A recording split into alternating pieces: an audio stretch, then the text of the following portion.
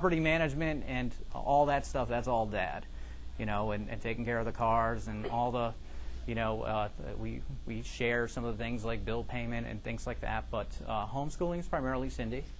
She does most of the homeschooling duties, but we trade off sometimes. She'll go for a doctor's appointment. I'll take 3 kids. She has 3 kids. By the way, we have 6 kids and 1 on the way, so we're pretty busy. But and then children. Children are the resource that most people aren't aware of how much they can do. Children can do a lot. In our house, by the time they're 3, they're vacuuming. By the time they're doing bathrooms, they are, mopping floors, sweeping, everything. And you want to know a little secret? There's a verse in the Bible that says, don't work, don't eat. Have them do chores before mealtime. They will do it. You think I'm kidding. I am not. Absolutely. Don't work, don't eat. Seriously, you give them dishes before, and they're done. Trust me. And so when you have lots of kids, you got lots of little laborers. That's the benefit of homeschooling. Hey, in public education, they have home economics class. They have that class every day in our house. So it's good. So it's really practical way to keep things moving in the home. And I know the trick is, when people say, how do you do it with so many kids? It's actually, you're not understanding. When you have 3 children or under, parents think they need to do everything for their children.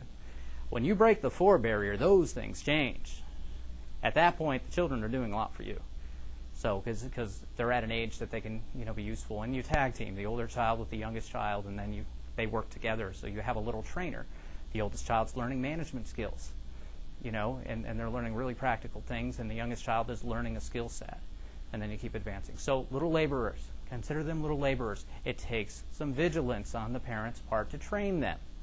And there's a quality control check at the end, of course. But the reality is you get a lot more done, and over time you're giving them really practical skills that they're going to be doing the rest of their life. So our philosophy in homeschooling is primarily discipleship. We are preparing them for life. We are not preparing them for specifically just college or specifically just anything, but we're preparing them for life, a life of service of God. That's what we're preparing them for. So it's always foundational on biblical principles, character training, things like that. Academics happen when you have somebody with good, solid character. Okay? If you teach vigilance and diligence, and integrity with a child, it's easy to get them to do the academic portions. So, anyway, assign, consider aptitude and availability. So, who can do it? Well, obviously, we're not going to have my 3-year-old daughter changing the oil in the car. Okay? It's something that might need to be done, but guess what? She doesn't have the aptitude. But then the other issue is availability. Well, guess what? What if Dad's working 80 hours a week? Guess who's available? Jiffy Lube. That's the reality. So you have to look at all your resources. Hired help is a real choice. It's a real option. When you don't have time to mow the lawn and there's nobody available to do it because you're working too much, well, I hope you have more income because you're working too much. So then hired help is a consideration. So you look at all your available resources, for what you need to do. But you have to look at your other constraints too. Right now we're just looking at scheduling. Your other constraint is finances. But you can always trade time for money.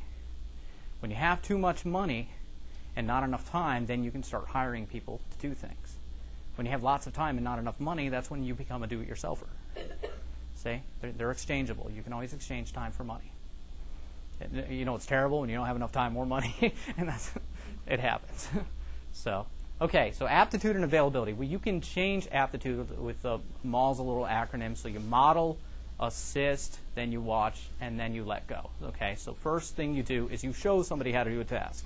I want to teach a young child how to dust. First you show them how to do it. You walk through the whole process, and spraying and doing the whole thing, and you show them a couple times. And then you assist them. You do it with them, and you watch them do it a little bit. And then over time, you transition them. And then you watch them. You let them do it by themselves, and then you're just watching them do it. And then you let them go. And at that point, they're suitable to be training. So they can model, assist, watch, and let go. So it's a cycle of training. So you train the older kids to train the next kids, and you're teaching them very valuable skills. By the way, our older children do a lot of the homeschooling with the younger ones.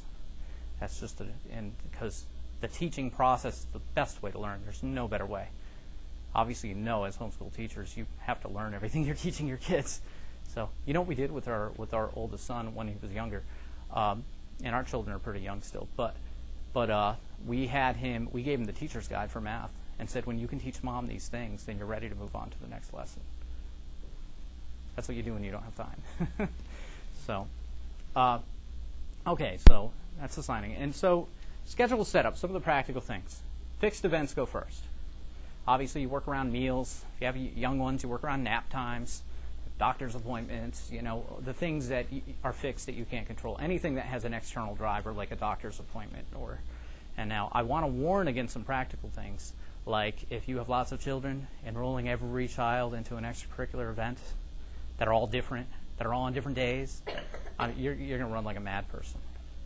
Don't do it. It's not necessary. People say, oh, for socialization, it's like, socialization's not all a positive thing. What do they learn by being socialized? Think about it for real. So you have to be practical. If there's not enough time to do all the things and you're running frantically and you're neglecting the things that you know are a priority, because you obviously the immovable placed fixed events first, but the priorities need to be there too. If you're neglecting personal and then family devotions because of your hectic schedule, your priorities are not in order. If you're neglecting, basic discipleship because you're too busy. I don't have time to break open the Bible and show them 3 verses because they just lied to me. And I can't go through the lesson because we have to get math done and it's almost noon. Then you're neglecting the priorities. So the priorities have to come first.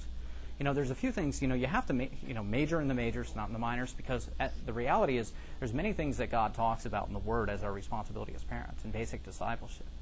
And one of them is not achieving your math objectives. You understand? School's not even mentioned in Scripture, let alone homeschooling or any school of any of that matter. It's wise for us as parents to prepare our children for adulthood, and then we have to meet the requirements of the state that we're in. These things we can't neglect those things. But those things are not mandated by God. The things that are mandated by God we can't neglect, and that's discipling our children. Okay? So, just priorities. Okay. So, then you look at available time slots. You set slots for the fixed events, and then you work the other things into it. Okay? And that's just basic schedule framework right there. And that's really foundational. And then you have to start living it. Now, this is one way to do it. One way, starting with what you know you have to do. But you're always going to miss things. Or what you're not going to see is all the things that suck up all your time. So, another good habit to do when you're setting up your schedule, so you and your wife are working on this whole thing, and typically you have sort of separate schedules because Dad comes home at 6 or whatever, and normally his day is almost over pretty much. Doesn't need to be, but the point is we never schedule after dinner things. After dinner is kind of family time, devotion time, and maybe we have routines for each night. Otherwise, we do very specific Bible lessons 2 nights a week. We have a Bible study that's a community Bible study one night. We have a church another night. Things like that are fixed, that are routines. But then we have a work night once a week. That's just a routine. We don't know what we're going to be doing that night, but chances are we're going to be fixing a broken window. We're going to be placing the hinge on a door. We're going to be cleaning the yard. We're going to be, whatever. We're going to be doing something as a family. We're all going to work on a project. And so we all get something done that way. Then we have mommy, daddy night, date night, Saturday night. Don't mess with it. Can't mess with Saturday night. Kids go to bed at 7 o'clock. They read a book, and then we're free. And that's every week.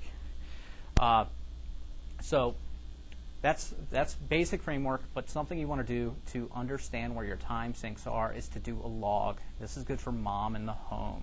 Do a log. Find out what you're spending your time doing, and you'll realize how many time sinks they are. They tend to be playing on the internet, looking stuff up, reading the news or whatever, something like that, watching TV. The biggest time sink in the world is that television. We literally don't have one in our house. We do not have time for it. I love television. I would sit there and watch the Discovery Channel all day long and then the History Channel after that. Guess what? I don't have time. There's no way I could do that and get everything else done that I need to get done without neglecting a lot of important things. So killing the TV is like the best thing that's ever happened to our house as far as productivity and closeness, because there's nothing like having 10 people in a room, which in our family, that's how many it is, but there's nothing, and then nobody talking to each other. It's just we're all just passively staring at something. So that's a personal thing, but to be honest, it's very beneficial for a household as far as building family relationships and being more productive for kingdom work and being more effective within your home and your community. Everything that you have to do is getting rid of time sinks. The other one is the telephone. You know, telephones are made for communication. So think about the function of the conversation. If you're ministering to somebody, somebody's ministering to you, or it's actually accomplishing something by scheduling something or doing something, that's great. But talking for the sake of talking has to be minimized if you're going to be productive in other areas. So you have to look at